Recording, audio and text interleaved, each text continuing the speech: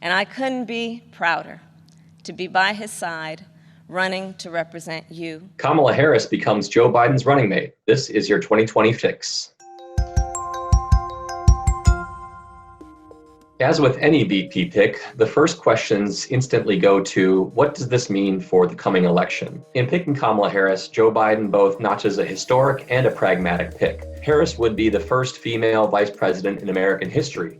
She also has both Black and Indian heritage, which would make her the most diverse VP in history. The other big question is, of course, how Harris will fit on the Biden ticket and how the two candidates will work together. The two of them, of course, clashed at given points during the 2020 Democratic primaries, and those moments seem to loom over her potential selection as Biden's VP pick. And it was hurtful to hear you talk about the reputations of two United States senators who built their reputations and career on the segregation of race in this country. The attacks were at once very personal and also impactful, with polls suggesting that they helped Harris and hurt Biden. Another rift between the two of them during the 2020 campaign came on the issue of health care. Harris was an early supporter of Medicare for all in the Senate, while Biden opted for a less drastic change to how our healthcare system is constructed.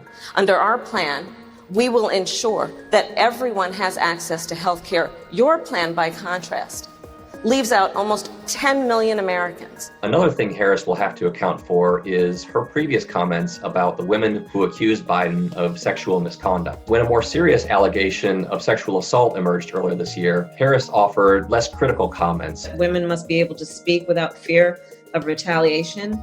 And I can only, on the issue of Joe, I can only speak to the Joe Biden I know. Did you sexually assault Tara Reade? No, it is not true.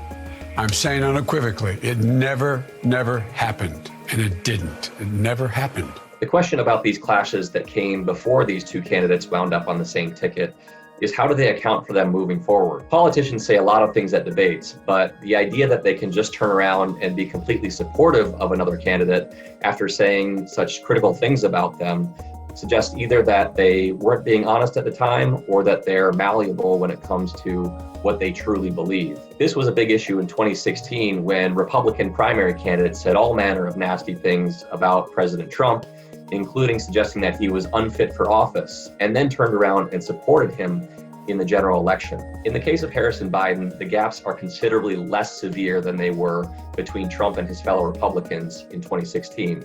But that doesn't mean that it's something that they won't have to reconcile as this campaign moves forward.